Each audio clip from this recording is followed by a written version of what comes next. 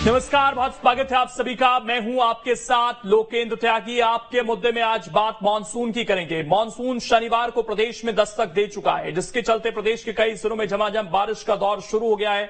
वहीं मानसून की पहली बारिश में ही कई जगह जल जमाव की स्थिति पैदा हो गई। आज चर्चा इसी पर करेंगे कि भारी बारिश से निपटने की हमारी तैयारी क्या है, प्रशासनिक स्तर पर पहले की गई व्यवस्थाओं का क्या हाल है, जल भराव की समस्या से कैसे निपटा जाएगा और हफ्ते भर बारिश जिस तरीके से अलर्ट किया गया है, क्या हमारी उस हिसाब से तैयारियां हैं। इन तमाम सवालों पर करेंगे चर्चा। कुछ खास मेहमान हमारे साथ जुड़ेंगे, लेकिन उससे पहले आज की रिपोर्ट आप देखिए।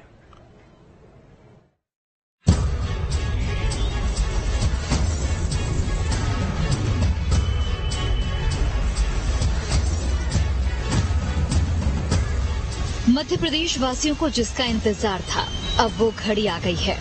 मॉनसून ने मध्य प्रदेश में दस्तक दे दी है। राजधानी भोपाल समेत कई जिलों में झमाझम बारिश का दौर शुरू हो चुका है। एमपी में आने वाले 5 से 6 दिन तक भारी बारिश की संभावना जताई जा रही है। अरब सागर से लगातार नमी मिल रही है, जिसके चलते प्रदेश के अधिकतर जिलों में रुक रुक कर बारिश का सिलसिला जारी है। 24 घंटों की बात की जाए तो इंदौर में 67.4, भोपाल में 47.6 मिलीमीटर वर्षा हुई है। दतिया में 43.2, उज्जैन में 32.6, नर्मदापुरम में 32 मिलीमीटर वर्षा हुई है। धार में 30.2, रायसेन में 23.8, सिवनी में 20.6 मिलीमीटर वर्षा हुई है। मंडला में 18.2, पचमढ़ी में 15.6, छिंदवाड़ा में 13.6 मिलीमीटर वर्षा हुई। खरगोन में 9.6, सागर में 9, सीधी में 8.6, ग्वालियर में 8 मिलीमीटर वर्षा दर्ज की गई है।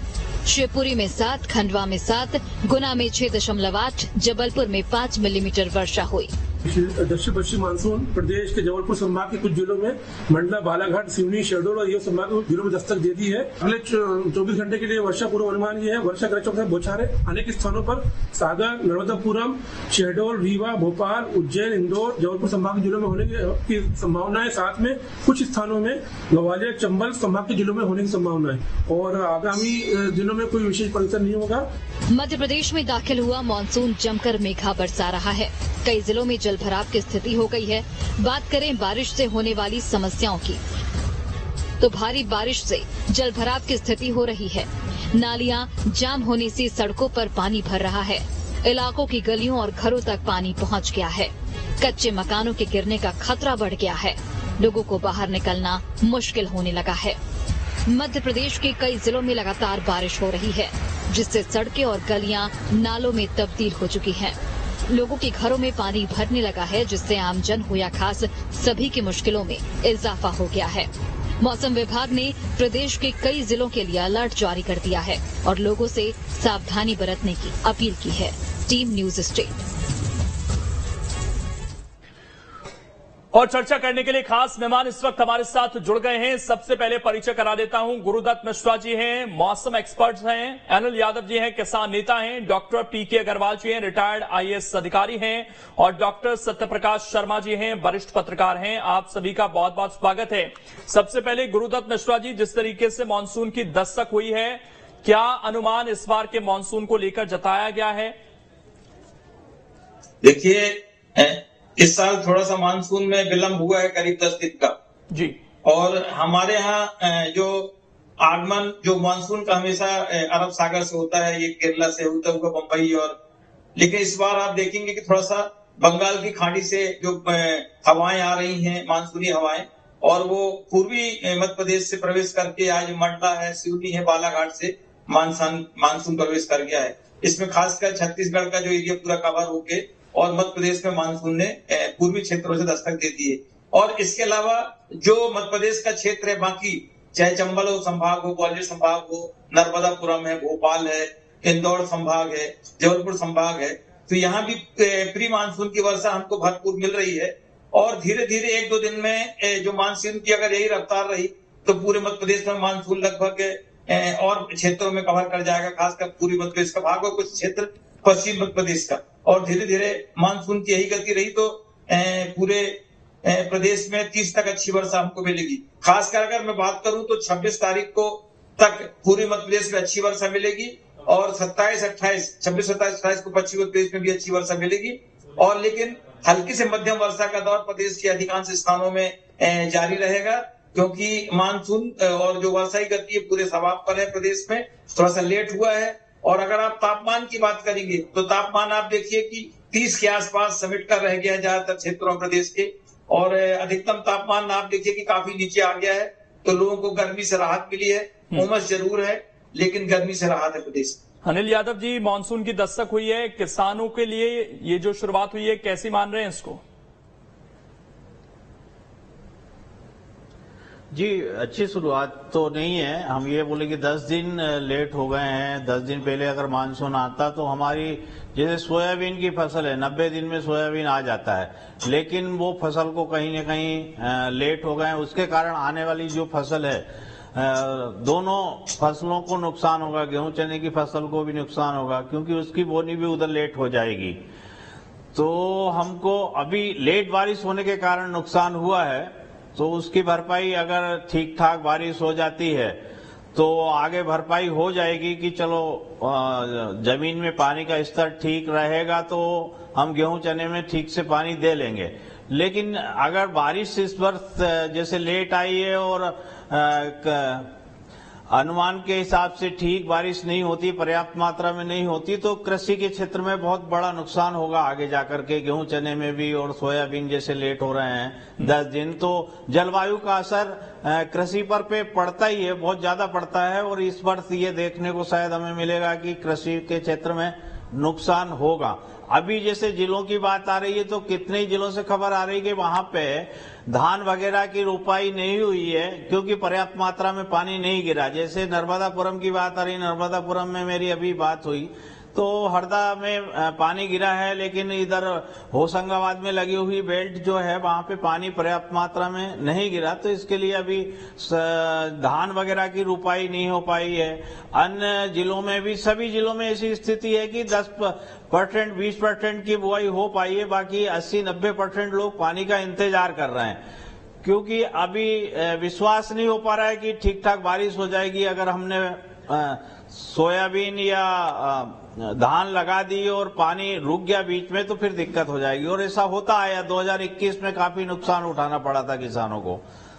तो इंतजार कर रहे हैं किसान की बारिश पर्याप्त मात्रा में ठीक से जम जाए, फिर हम बोनी लगाएं। ठीक है, डॉक्टर पीके अग्रवाल जी, सबसे बड़ी बात जो आती है वो आती है तैयारियों की। मैदानी स्तर पर नगर निगम की जिम्मेदारी बहुत ज्यादा बढ़ जाती है इस दौरान, लेकिन हर बार हम देखते हैं कि जूझती हुई टीम नजर आती है, वो तैयारियां दिखती नहीं। वाटर लॉगिंग की ये आपको बुनियादी समस्या क्या नजर आती है? क्योंकि इंदौर से भी आज कुछ इस तरह की तस्वीरें सामने आई है जहां पर अभी तो शुरुआत है लेकिन घुटने घुटने तक पानी कई कॉलोनियों में जमा हो गया है।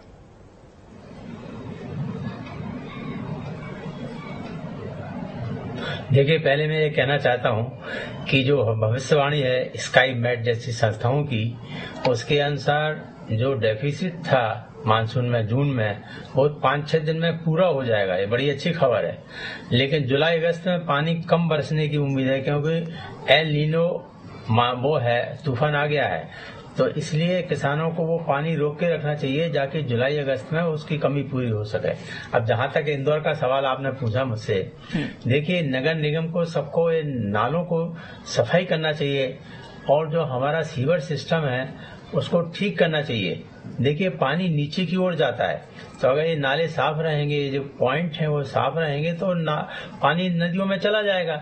लेकिन चूंकि ये नालों की सफाई नहीं हुई और जो पंपिंग स्टेशन है ठीक तरह से काम नहीं करेंगे अगर, तो जल भराव होगा ही। तो ये जो नगर निगम जो कहता है इंदौर सबसे फर्स्ट है इंडिया में अगर वहाँ स्वच्छता में, तो उनको ये चीज भी देखना चाहिए था कि नालों की सफाई रहे और जो पंपिंग स्टेशन हैं वो ठीक रहे, सीवर लाइनें साफ हों। क्योंकि अगर ये नहीं होगा तो लोगों के मकान गिरेंगे, जन हानि होगी, लोगों को संपत्ति की हानि होगी।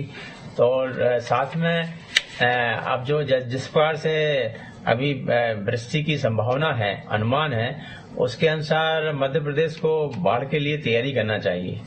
और जो ऐसे स्थान हैं वहाँ पे FCI के गोदाम से अनाज की वो करें।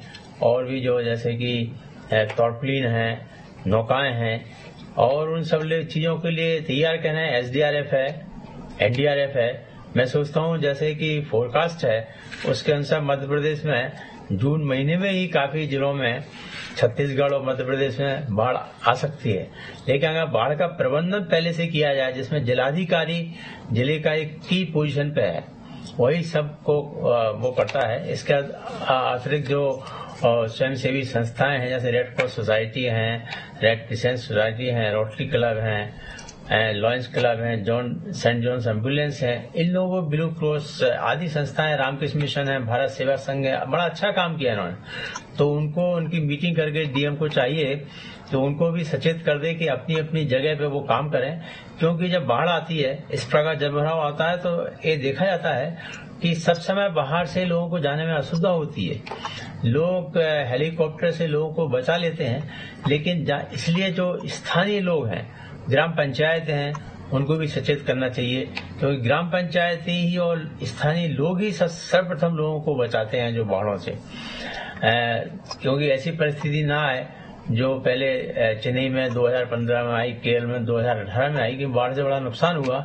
इसके अलावा हमें ये भी देखना है कि जो हमारा जल प्रबंधन है, बाढ़ प्रबंधन योजना है, कोई बड़े बड़े बांध हैं, कहीं वहां से पानी ऐसा ना छोड़ दिया जाए कि नीचे रहने वाले लोग बह जाएं, अथवा सिंचाई विभाग को भी सचेत रहने की आवश्यकता है कि ऐसा ना हो कहीं छोटे छोटे बांध टूट जाएं और बहुत बड़ी नुकसान हो जाए, क्योंकि लोगों का जीवन बचाना प्राथमिकता है।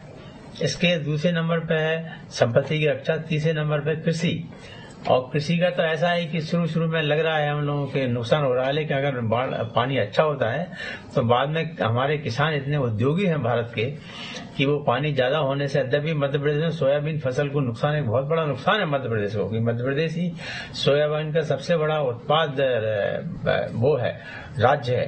तो यहाँ एक बहुत बड़ा नुकसान हो सकता है लेट आने से। लेकिन मैं सोचता हूँ कि जून महीने में जैसा कि फोरकास्ट है जो मैंने कहा है, तो जो प्राइवेट एजेंसी हैं वो कहती हैं कि जून महीने में ये जो कमी है पानी की पूरी हो जाएगी। लेकिन इसके साथ साथ जब पानी की कमी पूरी होगी तो बाढ़ का अंदेशा, बाढ़ का पूर्व अनुमान भी लग रहा है। तो मैं सोचता हूँ कि बिल्कुल यही चिंता की बात भी है, नगर निगम को भी किया। मैं लौट रहा हूँ आपके पास। सत्यप्रकाश शर्मा जी, मानसून हमारी अर्थव्यवस्था का एक तरीके से बेस है, इसकी बहुत जरूरत है हमें, लेकिन यही मानसून हमारी अर्थव्यवस्था को कई बार बिगाड़ भी देता है, बहुत ज्यादा नुकसान भी पहुंचा कर जाता है हमें। तो उससे निपटने के लिए क्या आपको लगता है कि बुनियादी तौर पर अभी भी कमियां हैं, या जिस तरीके से अब ये मौसम का चक्र बदल रहा है, ये शासन प्रशासन की समझ से दूर हो गया है? क्योंकि जो सूखे जगह हुआ करते थे, हमारा ग्वालियर, चंबल, राजस्थान के जिले, वहां पर बाढ़ देखने को मिलती है। मध्य प्रदेश के ग्वालियर में बाढ़ देखने को मिल रही है जो पहले देखने को नहीं मिलती थी। उस हिसाब से क्या हमारी तैयारियां आपको दिखती हैं? देखिए लोकेन जी, बिल्कुल सही बात है ये कि ये क्लाइमेट चेंज का ही इफेक्ट दिख रहा है। लेकिन आपने अभी रिसेंटली जो गुजरात को साइक्लोन बिपरजोय ने हिट किया, उसको देखिए आप, इंडिया की तारीफ करना पड़ेगी। उसमें आप देखिए केवल 2 डेथ रिपोर्ट हुए हैं, जबकि बहुत सारी डेथ्स होती थी जब ऐसे कोई साइक्लोन आते थे। तो कहीं ना कहीं इंडिया ने जो टेक्नोलॉजी अपनाई, जो डिजास्टर मैनेजमेंट का जो स्ट्रैटेजी बनाई गई, वो काबिले तारीफ रही। उसमें प्रधानमंत्री मोदी का बड़ा रोल माना जा रहा है। लेकिन मध्य प्रदेश के मामले में अगर आप कहें कि जो आपने कहा कि मानसून, देखिए भारत क्या पूरा देश एक समय से वर्षा आधारित कृषि पर ही था। तो वो कृषि पानी जब होता है, लेकिन यही जब जलवायु के परिवर्तन के कारण जो चीजें जितनी होती रही हैं, अगर उससे अधिक हो जाती हैं तो वो खतरा बन जाती हैं, यानी कोई नेचुरल कैलामिटी हो जाती है। ऐसी स्थिति में देखिए, आपने कहा शहरों की बात करें, शहरों में पीएचई, पब्लिक हेल्थ इंजीनियरिंग, क्योंकि आजकल म्युनिसिपैलिटी को ही ये सब काम दे दिया गया, तो ये उन्हीं के अंडर में काम करते हैं। दूसरा public works department of local bodies, तीसरा WRD, जिसमें हम डैम्स जो देखते हैं। ये तीनों चीज पर अगर सही कंट्रोल, सही स्ट्रैटेजी, सही प्लानिंग रहती है तो घटनाएं ज्यादा बारिश होने पर भी कम घटती हैं। लेकिन आमतौर पर यह देखा गया है कि जितनी भी म्युनिसिपल कॉर्पोरेशंस हैं, एक आध दो को छोड़ दें, या म्युनिसिपैलिटीज हैं, उन यूएलबीज में ये चीज असामान्य तौर पर देखी गई है कि वहां पर जो डेवलपमेंट वर्क्स होते हैं, जो इंफ्रास्ट्रक्चर वर्क्स होते हैं, वो ये दिमाग में देकर नहीं रखे जाते हैं कि अगर बारिश जो हम एक्सपेक्टेड है उससे अधिक होती है तो हम पानी को कहां ले जाएंगे।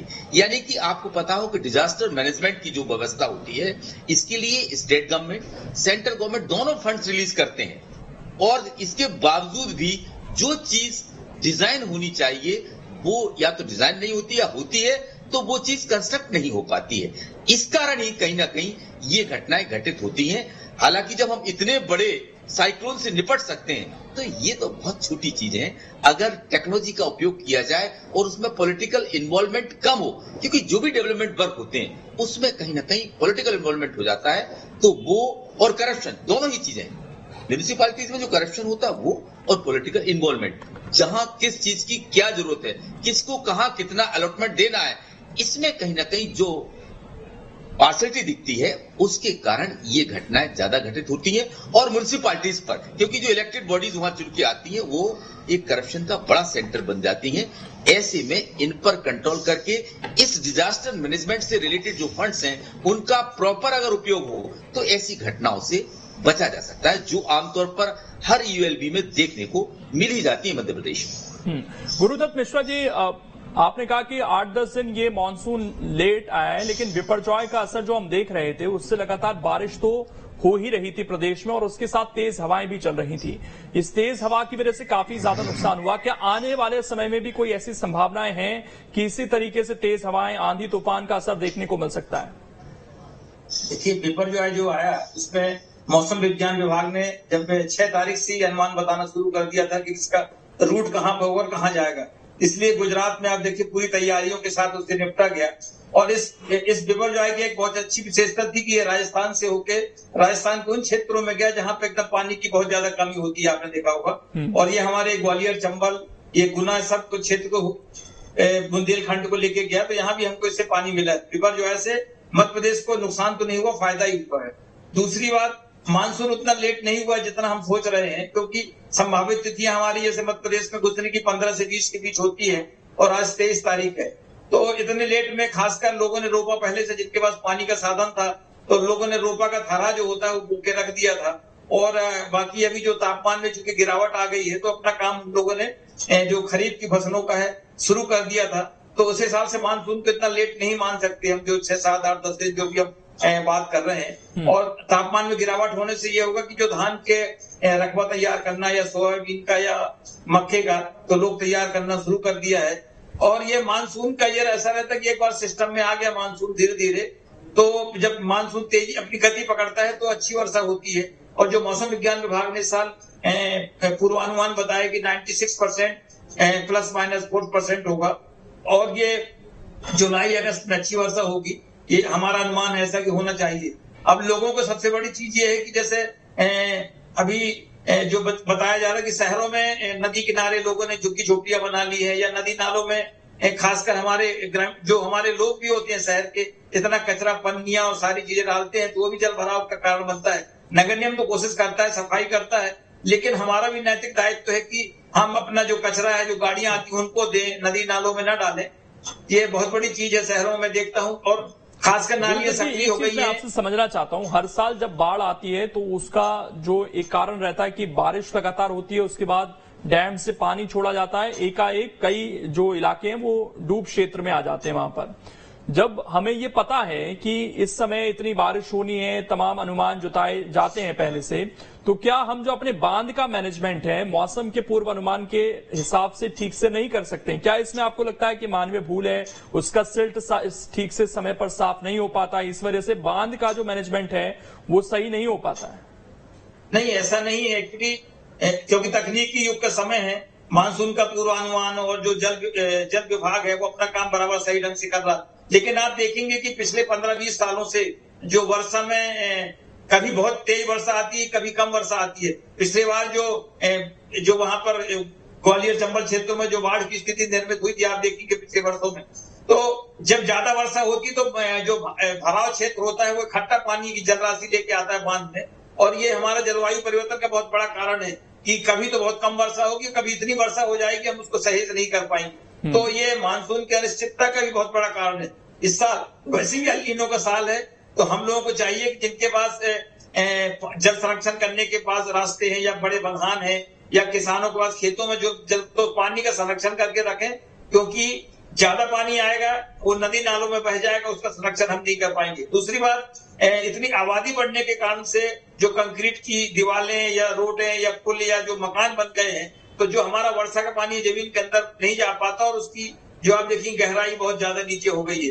तो ये भी एक बहुत बड़ा कारण है कि जमीन में जो भराव क्षेत्र का जो पानी जल राशि आती है बांधों में, तो वो जल राशि जमीन में सोखने के कारण बांधों में डायरेक्ट ज्यादा आ जाती है और ये घटनाएं ऐसा होती है कई बार। ठीक है। इसके अलावा अनिल यादव जी, देखिए मौसम का चक्र जिस तरीके से बदल रहा है, क्या आपको लगता है कि अब किसानों को भी अवेयर रहना होगा चीजों को लेकर? क्या आप लोग ये देखते हैं कि पूर्वानुमान क्या जारी किए जा रहे हैं उसके हिसाब से अपनी फसलों को प्लान करते हैं? क्योंकि कुछ क्षेत्रों में ऐसा देखा जाता है कि जो एक ढर्रा चला आ रहा है उसी हिसाब से महीने के हिसाब से किसान अपनी बोनी शुरू करते हैं, लेकिन मौसम का चक्र अब बदल रहा है। अब सर्दियों में भी हम देखते हैं बारिश होने लगती है, ओलावृष्टि हो जाती है, तो उस हिसाब से क्या ऑप्शन बचते हैं आप लोगों के पास कि कुछ ऐसा किया जा सके कि मौसम के अनुमान के हिसाब से अगर हम अपनी खेती को खराब होने से बचा सकें? जी जी बिल्कुल। और इसमें सबसे पहले तो गवर्नमेंट को प्रचार प्रसार करना चाहिए कि किस प्रकार से मौसम परिवर्तन आ रहा है और किसानों को क्या करना चाहिए। जैसे 10 दिन हम लेट हुए तो उसमें क्या करना चाहिए। जल संरक्षण की जैसे बात आ रही है तो कुएं ट्यूबवेल को कैसे रिचार्ज करें, कैसे क्या करें, वो सारी जानकारी गवर्नमेंट को किसानों को देना चाहिए।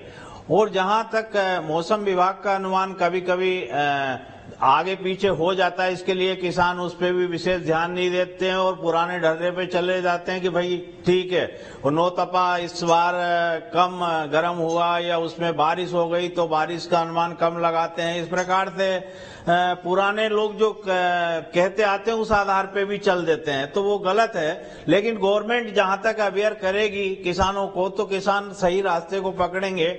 लेकिन गवर्नमेंट का ये दायित्व बनता है कि अगर उसको अनाज चाहिए, भंडारण चाहिए देश प्रदेश के अंदर, तो वो किसानों को समझा के रखे कि भाई आपको ऐसा जल संरक्षण करना है, इस प्रकार इस बारिश कम हुई तो बोनी आपको इस समय करना पड़ेगी, आपको आगे सोयाबीन या गेहूं की बोनी का, तो सारी चीजें गवर्नमेंट को अपने हाथ में ले लेना चाहिए कि भाई बोनी किसानों को किस प्रकार से करना चाहिए, उनको अवेयर करने की आवश्यकता है। लेकिन गवर्नमेंट इस चीज की तरफ विशेष ध्यान नहीं देती है।